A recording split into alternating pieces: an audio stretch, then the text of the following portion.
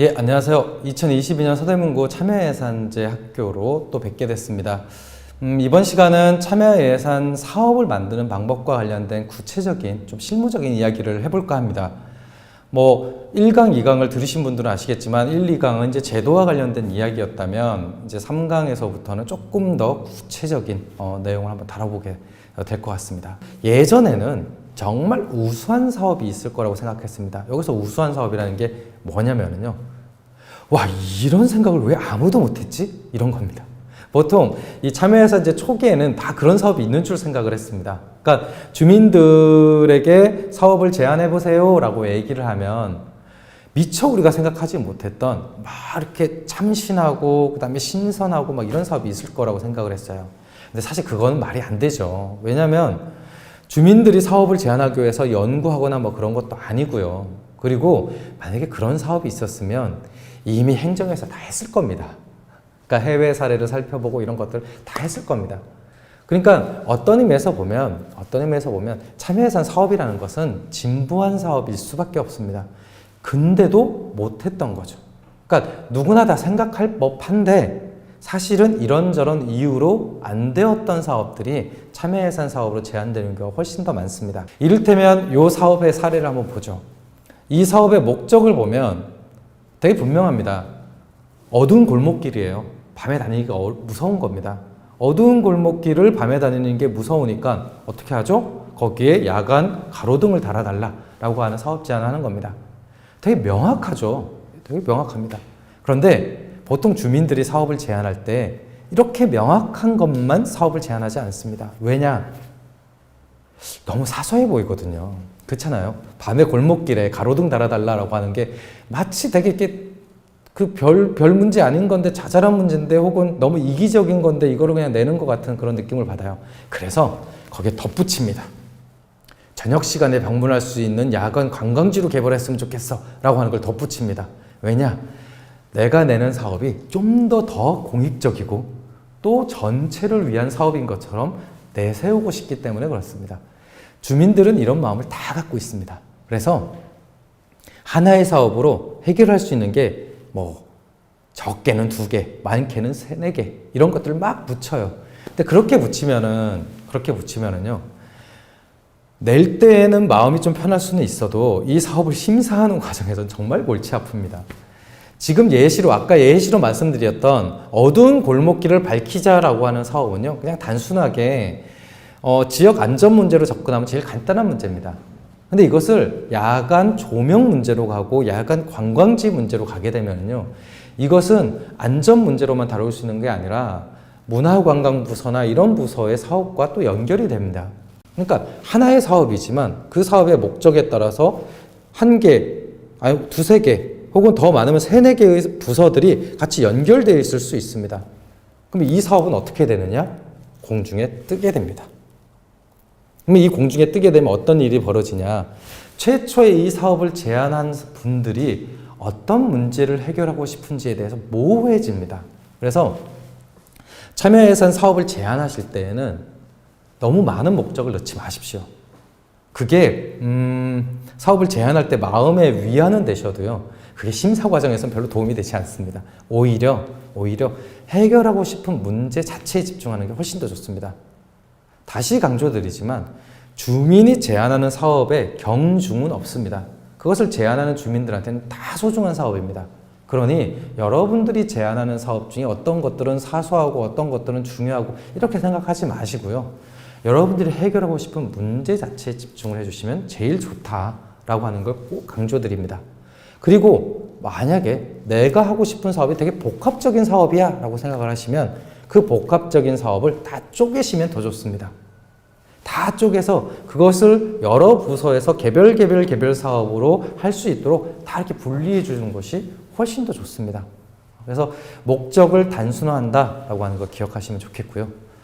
그리고 내가 제안하는 사업이 매년 해야 되는 사업인지 아니면 1년 정도 해도 충분한 사업인지에 대한 판단이 필요합니다. 그래서 가급적이면 1년 내에 끝낼 수 있는 사업들로 그 사업의 제안 내용을 압축시켜 주시면 참여예산 사업으로 선정될 가능성이 매우 큽니다.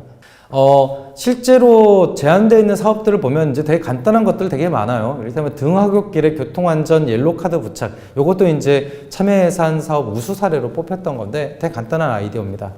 관내에 초등학교 1, 2학년 가방에 야광색으로 반짝반짝거리는 카드를 부착하는 사업을 참여예산 사업으로 했던 겁니다.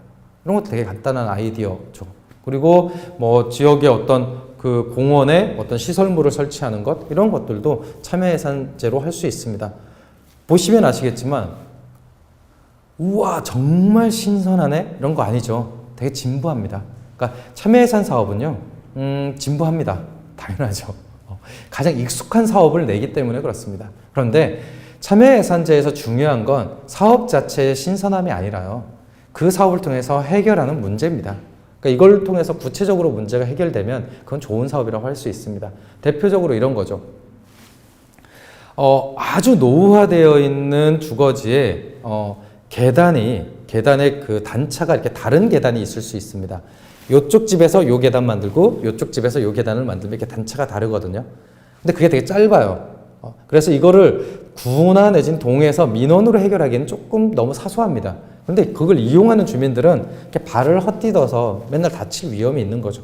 그러면 그거는 돈이 많이 들어서가 아니라 간단하게 할 수 있는 사업이기 때문에 참여예산제로 갈 수 있습니다. 그냥 단차만 맞춰주면 되잖아요. 그러니까 이런 겁니다. 그래서 이런 것처럼 좋은 참여예산 사업이라고 하는 것은 아주 구체적인 문제를 담고 있습니다. 그래서 사업의 내용이나 형식이 너무 신선하고 새롭고 뭐 이런 것에 강박을 가지실 필요가 없습니다. 오히려 참여예산제다운 사업은 문제가 되게 구체적인 사업들이 참여예산제다운 사업이다 라고 하는 걸 기억하면 좋겠습니다. 기본적으로 사업이라고 하는 건 여러분들이 사업을 제안하고 또 참여예산위원회에서 사업을 결정하지만 결국에 그 사업을 집행하는 것은 행정에 있는 사업부서입니다. 그리고 행정에 있는 사업부서는요 이미 수많은 사업을 가지고 있습니다. 그러니까 참여예산제로 선정된 사업은 이미 사업을 보따리로 갖고 있는 사업부서에서 기존의 사업과 섞어서 집행하는 것이 일반적입니다. 이걸 통해서 말씀을 드리고 싶은 건 뭐냐? 사업을 제안할 때 내가 내는 사업이 지금 서대문구의 여러 사업부서들 중에서 어떤 부서에서 하면 가장 적절할 건지 정도를 가늠하고 내시면 그 사업을 반영시키는데 훨씬 더 좋습니다. 한 단계 더 나아가면은요, 내가 사업을 제안하고자 하는 그 사업부서의 기존 사업 중에서 내가 내는 사업과 유사한 사업이 있는지를 살펴보시면 훨씬 더 사업을 구체화하는데 도움을 받을 수 있습니다. 그러니까 가급적이면 이미 부서에서 하고 있는 사업들을 참조해서 기존에 하고 있는 사업을 더 보완하거나 혹은 기존 사업과 다른 사업을 제안하면 훨씬 더 수용되기가 좋은 거죠. 근데 내가 내는 사업과 행정에서 이미 하고 있는 사업이 유사해요. 그러면 이제 이런 사업들은 사실은 적격 검토에서 탈락이 그러니까 부적격으로 판단이 될 가능성이 매우 높습니다. 물론 그걸 또 심의 과정에서 보완하고 수정해서 또 이렇게 적격으로 만들 수도 있겠지만 사업 제안할 때 그런 것들을 미리 염두에 두고 하시면 제일 좋습니다. 서대문구 홈페이지에 가시면 분야별 정보라고 하는 메뉴를 통해서 이미 서대문구에서 하고 있는 사업의 목록들을 다 확인하실 수 있게 되어 있습니다. 그러니까 그렇게 한번 살펴보시고 사업을 제안해 주시면 좀 더 좋겠다. 이 지금 보여드리는 게 이제 그 서대문구의 사업부서들의 목록입니다.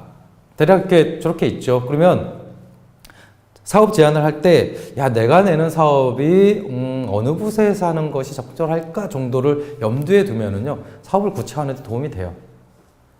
제가 이것을 강조드리는 이유는 이 부서가 협력해서 하면 되지 안 된다고 강조드리기 위해서 그렇습니다. 그러니까 그거는 사업이 나빠서가 아니고요, 행정에서 사업을 하는 관행과 맞지 않아서 그렇습니다.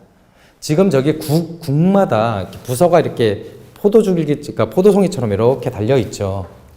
그러니까 이 국 안에서는 협력이 가능할 수도 있는데 이 국을 넘어서는 부서들은요, 사실은 이 국 차원에서 하는 정책 사업을 하기에도 정신이 없습니다. 그래서 이렇게 협력하는 거 불가능합니다. 만약에 2개 부서, 3개 부서가 같이 해야 되는 사업이라고 생각된다면 그거를 부서마다 쪼개서 차라리 3개의 사업으로 제안하는 게 훨씬 더 낫습니다. 이거는 기술적인 측면입니다. 그러니까 원리나 혹은 원칙적인 측면에서 보면 그런 것들을 다 고려해서 사업부서에서 그런 것들을 다 신경 써서 참여 예산 사업이면 부서 간 협력도 잘 해서 하면 제일 이상적이죠. 하지만 앞서 강조드린 대로 부서는 이미 자기네들이 해야 되는 사업의 목록을 이만큼 갖고 있습니다. 참여 예산 사업은 거기에 부과되는 겁니다. 그러니까 이 부과되는 사업을 이 부서에서 집행을 하고자 한다 할 때에는 기존에 갖고 있는 사업 목록과 비교하게 되어 있습니다. 어떻게 이 참여 예산 사업을 해야 좀 더 수월하게 이 사업을 진행할 수 있을까? 이런 것들을 고민하게 되어 있거든요. 그러니까 그걸 염두에 두시면 내가 사업을 제안하고 그것이 이후에 심의 과정이나 혹은 부서 적격 검토를 할 때 좀 더 용이하게 좀 더 수월하게 반영될 가능성이 크다라고 하는 걸 기억해 주시면 좋겠습니다. 사업 제안 시 고려할 점과 관련된 굉장히 긴 목록이 있는데요. 이것들은 참조해 주시면 좋습니다. 이것을 참조해 주시면 좋겠다 정도로 얘기하는 이유는요. 어차피 저 부적격 사유들을 다 고려해서 사업 제안을 하기 힘들어서 그렇습니다. 저거는 아마 부서 적격 검토 과정에서 부서에서 이미 다 활용해 갖고 판단을 해 주실 겁니다. 고민해야 되는 건 뭐냐? 그럼 저 부적격에 해당되는 거는 그냥 사업이 사라지는 거냐? 그렇지가 않다는 겁니다. 저 부적격 사유를 해소할 수 있으면 그 사업은 적격 사업이 될 수 있습니다. 그러니까 여러분들한테 저 부적격의 목록은 뭐냐라고 하면 저거를 가급적 회피할 수 있는 수단을 찾으시면 됩니다. 사업 선정 절차는 이제 보는 바와 같고요. 그래서 1월부터 6월까지 이제 접수된 사업들을 바탕으로 해서 부서 적격 검토나 이런 것들을 진행하고 참여예산위원회 심사를 하고 주민투표를 통해서 결정이 되면 그게 올해 하반기에 예산 안으로 포함이 돼서 지방의회로 송부되게 됩니다. 그래서 이 참여예산제라고 하는 것은요, 고정되어 있는 제도가 아닙니다. 과거에는 사업을 제안한 거에서 끝이었지만 제도가 변화하면서 제안자가 사업을 구체화하는 과정에도 참여할 수 있게 되어 있고요. 그리고 그 전에는 참여예산위원회가 OX 방식으로 사업을 심사했던 것에서 이제는 제안 사업을 좀 더 구체화하는 여러 가지 장치들을 만들어 놓고 또 이 사업을 가급적 어떻게 반영시킬 수 있을까 이런 것들을 고민하고 있습니다. 그러니까 이 제도라고 하는 것이 끊임없이 바뀌어가고 있는데 이 바뀌어가고 있는 방향성은 단 하나의 목적을 위해서 바뀌어가고 있는 겁니다. 어떻게 하면 주민들이 낸 사업을 더 많이 반영할 수 있을까라고 하는 이 목적을 향해서 이 제도들이 바뀌어가고 있습니다.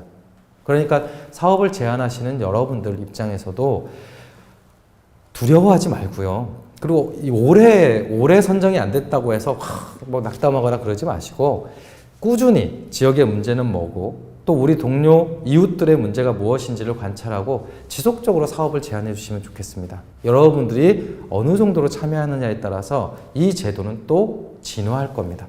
그래서 여러분들의 참여에 이 제도의 미래가 달려 있다라고 하는 거 꼭 기억해 주시고요. 좋은 사업들, 아니 그 이전에 좋은 문제들을 많이 발굴해 주셨으면 좋겠습니다. 감사합니다.